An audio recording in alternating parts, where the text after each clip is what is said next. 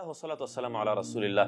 موږ د ځوانانو په اړه باندې یو لړۍ پیل کړې وه، یو سیریز هم پیل کړو چې څنګه په اوس وخت کې یو ځوان خپل ځان د مختلف قسمه مشکلاتو، تکالیف او فتنو څخه ساتلی شي. په دې سلسله کې نن څلورم نمبر ویډیو کې غواړم چې د ځوانانو هغه 15 ذهني مشکلاتو ته کتنه وکړم چې کوم موږ تاسې په عموم کې لیدلی شو. په دې سلسله کې اول نمبر باندې زمونږ او ستاسې ذهني قیدونه دي. ډېر وخت یو ځوان ګورو چې هغوی د خپل ماضي خیالاتو او په تیرو وختونو کې چې کوم غمونه تیر شوي وي، کوم مشکلات تیر شوي وي یا کومې ناکامیانې تیر شوي وي د هغې په اړه باندې فکر کوي. قدرمن ورونو خویندو دا خبره یاد ساتئ، هر کله چې موږ او تاسې په تیرو وختونو کې کومې خوشحالانې تیرې شوي وي هغه ځان ته رایادو، زموږ او ستاسې زړه ته خوشحالي نر محسوس کیږي. او هر کله چې موږ او تاسې په تیرو وختونو کې چې کوم غمونه تیر شوي وي هغه ځان ته رایادو، زموږ او ستاسې زړه ته یو قسم د غم محسوس کیږي، موږ او تاسې ورسره په خفګان کې مبتلا کیږو.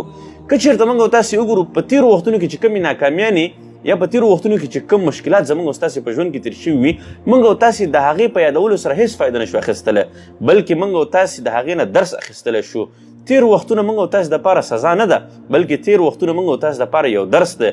کله هم موږ او تاسې د تیرو وختونو نه درس واخیستو نو موږ او تاسې به کولی شو چې په راروانو وختونو کې زموږ او ستاسې په ژوند کې کوم مشکلات راځي نو هغه مشکلات به موږ او تاسې رفع کولی شو. همدغه راز ډېر خلک وي چې هغوی د مستقبل په اړه باندې په خفګان کې واقع وي چې زما په راروان حالت کې به څه کیږي، زما مستقبل به څنګه وي، زما د راروان نسل مستقبل به څنګه وي. قدرمن ورونو خویندو، هر کله چې موږ او تاسې د راروان وخت په اړه باندې ډېر فکرونه کوو، ځان په خفګان کې مبتلا کړی وي، زموږ او ستاسې د حال یعنې دا اوس وخت هم چې دی دا بیا په ناکامیانو کې تیریږي. زموږ او ستاسې هغه سوچ او عقل او فکر دومره کار بیا نه کوي. هر کله چې موږ او تاسې د راروان وخت په اړه باندې د مستقبل په اړه باندې سوچونه او غمونه پرېږدو او په اوس وخت کې یعنې په حال کې په پریزنټ ټایم کې موږ او تاسې کوشش وکړو، په خپل ژوند کې محنت وکړو او موږ او تاسې کوشش کوو چې په فکر باندې او په سوچ او سمج باندې دا وخت تېرو نو موږ او تاسې به کولی شو چې یو ښه مستقبل هم ولرو. همدغه راز ډېر خلک وي چې هغوی د خلکو په خبرو کې قید وي، ډېر خلک وي چې هغه یو څوک ورپسې خبره وکړي، یو څوک یې مخالفت وکړي، دی په خفګان کې مبتلا شي، د ده سوچ او فکر چې دا بیا دې سره سلب شي. د خلکو خبرې دا عمومي وي، هر سړی چې خامخا په ژوند کې مخالفین لري. خلکو انبیاو پسې هم خبرې کړي دي، خلکو صحابه کرامو، تابعینو، علما کرامو پسې هم خبرې کړي دي، حتی ډېر خلک دي چې هغوی الله تعالی پسې یعنې ملحدین دي الله تعالی پسې هم خبرې کوي. د خلکو خبرې کله هم نه ودرېږي. قدرمند ورونو خویندو، که غواړئ چې په ژوند کې کامیابیانې ترلاسه کړئ د خلکو خبرې خپل دماغ ته خپل ذهن ته ماچوئ، ځکه د خلکو خبرې تیږې دي. هر کله چې تاسو دا تیږې خپل ذهن او خپل دماغ ته اچوئ یو ورځ به داسې وخت راشي چې ستاسې دا سر به دروند شي، تاسې به بیا د خپل سر نشئ وړلی، بیا به تاسې د خپل سر د مجبورۍ له لاسه کیږدئ. قدرمن ورونو خویندو، د خلکو دا خبرې دا د خپو لاندې کوئ. هر کله چې تاسو دغه تیږې د خپو لاندې کوئ تاسې به ورځ تر بله لوړېږئ. دویم نمبر باندې ذهني مشکلات چې اکثره ځوانانو ته دي هغه دا دي چې اکثره ځوانان وایي ولې ما سره په ژوند کې زیاتی کېږي، زه خو مات شوم، ما سره په ژوند کې ولې سختۍ دي، ولې زه به د کله د سختیو نه خلاصېږم، ولې زما په ژوند کې راحتونه نشته دی.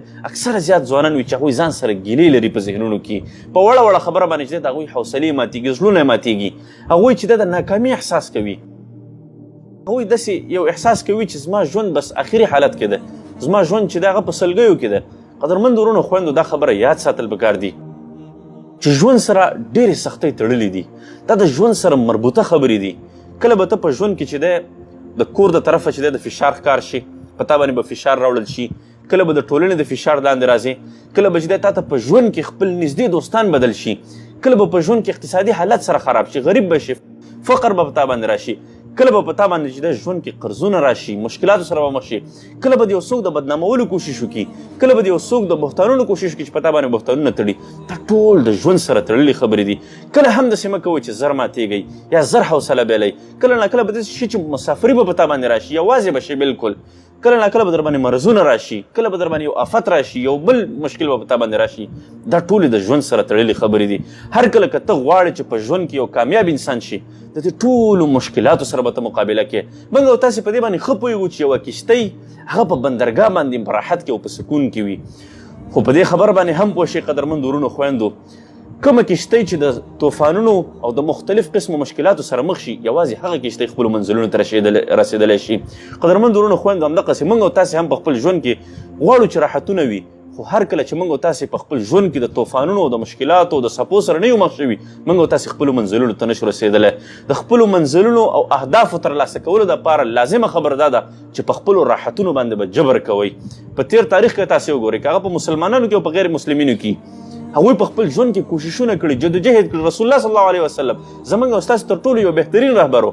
دغه ژوند تاسو وګورئ، هغه په خپل ژوند کې قید تېر کړی، هغه په خپل ژوند کې د خلکو بهترونو سختې تېرې کړي دي، هغه په خپل ژوند کې هجرتونه کړي دي، هغه په خپل ژوند کې د دښمن د طرفه مختلف قسمه ګواښونه تېر کړي دي، هغه په خپل ژوند کې نور مشکلات، دغه ملګري چې دی په هغې باندې پابندیان لګېدلي دي، د هغوی په ملګرو باندې قیدونه لګېدلي دي. رسول الله صلی الله علیه وسلم په سر باندې مشرکینو او د مشرکو سردارانو انعامونه ایښي دي. رسول الله صلی الله علیه وسلم په ژوند کې تاسو وګورئ، یو میاشت 2 میاشتې به همداسې پیدا نه کړي چې هغه به په ژوند کې مبارزې او سختې نه وي تېرې کړي.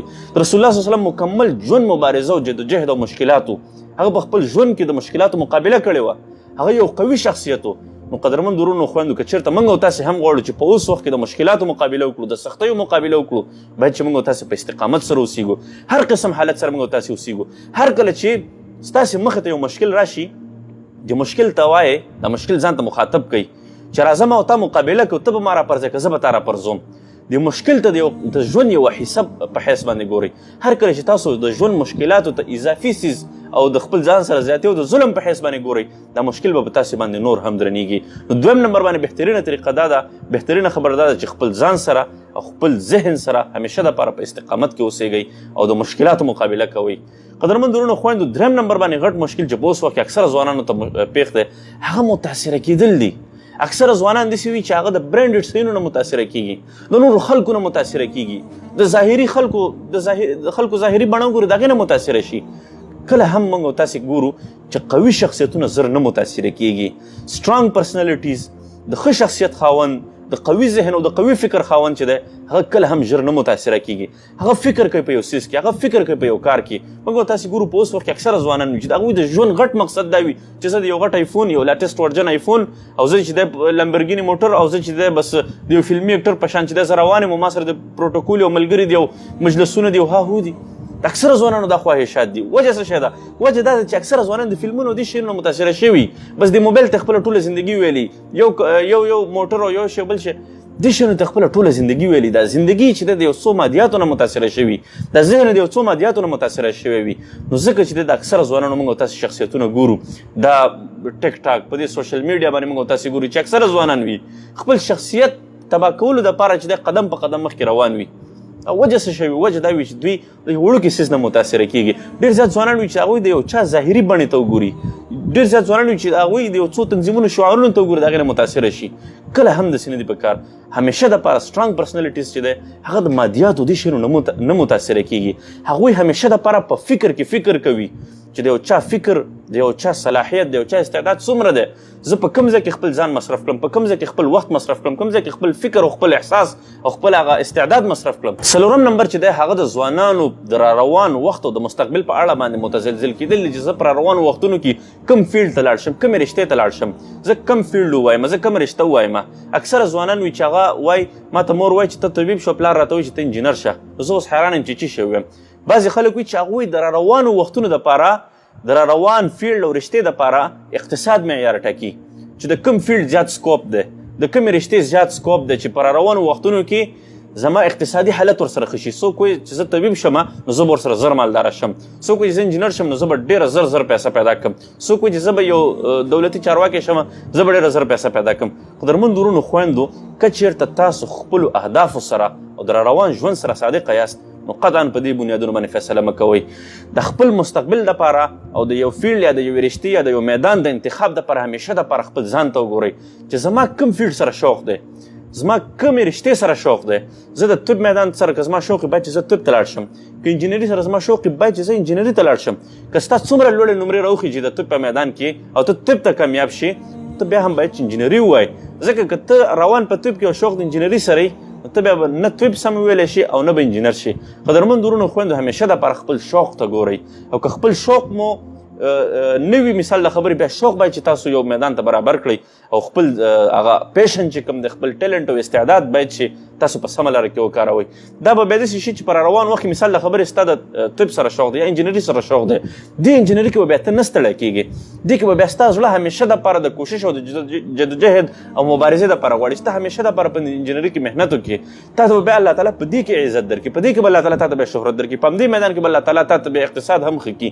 پنځم نمبر باندې د ځوانانو یو مهم سوال چې اکثره ځوانان مانه کوي، هغه دا دی چې زه خپل ذهن څنګه تیز کړم، زما د حافظه څنګه قوي شي. ډېر خلک وایي چې هغوی د بادامونو او چارمغزونو دا شي نه خوري بیا هم ذهن نه تیزېږي. قدرمن ورونو خویندو دا خبره یاد ساتئ چې زمونږ او ستاسې د ذهن چې کوم دی د نیورون زمونږ او ستاسې د فکر او د ذهن د برین دماغ دا چې کوم فزیکي وجود دی دا په چارمغزو او په بادامو باندې دا قوي کېږي. البته زمونږ او ستاسې د حافظه چې کومه ده دا وره په چارمغزو په بادامو په دې شیانو باندې نه قوي کېږي، دا په استعمال باندې قوي کېږي. چې څومره تاسو دا زیات استعمالوئ دونه به ستاسو د حافظه زیاته قوي وي. ډېر خلک به تاسو کتلي وي چې هغوی خپل ذهن نه استعمالوي، کوره ذهن پاتې شي، کن ذهنه پاتې شي، هغه بیا څه نشي یادولی. او کوم خلک چې تاسو وګورئ اکثره د علما تاسو وګورئ یا د زاړه ډاکټران ګورئ چې زیات عمر والا ډاکټران وي هغوی په ډېر زیات عمر وي د هغوی، او بیا هم چې د هغوی یو کتاب مطالعه کوي هغه مطالعه ټوله په ذهن کې ناسته وي. وجه څه شی وي؟ وجه دا وي چې هغه علما کرامو یا هغه ډاکټران چې دی هغه په ژوند کې د خپل ذهن ډېر زیات مصروفه ساتلی وي، د خپل ژوند د ذهن زیات استعمال کړی وي، ځکه د دوی ذهنونه ښه وي. او که چېرته موږ او تاسې د ذهنونه استعمال نه کړو همدا ګریسبن ځان سره قبرونو ته ویسو نو بیا زموږ او ستاسې د ذهن هېڅ فایده نشته دی. د ذهن د قوي کولو دپاره بهترینه لاره چې کوم ده د ذهن استعمال دی. او د ذهن استعمال باید چې موږ او تاسې څنګه وکړو؟ د حافظې استعمال باید چې کم از کم موږ او تاسې په ژوند کې د 3 لفظونه نوي یاد کړو، یا باید چې کم از کم موږ او تاسې د ورځې یو حدیث یاد کړو، یا یو دعا یاد کړو، یا په دنیوي میدان کې یو بله ژبه یاد کړو. دا به زموږ او ستاسې د حافظې دپاره او د ذهن دپاره یو بهترین څیز وي. یا مثال له خبرې موږ او تاسې چې دی په دیني علومو کې قرآن کریم یو څو آیتونه موږ او تاسې یاد کړو، دې سره به زموږ او ستاسې ذهنونه قوي کېدلی شي. واخر دعوانا الحمد لله رب العالمین.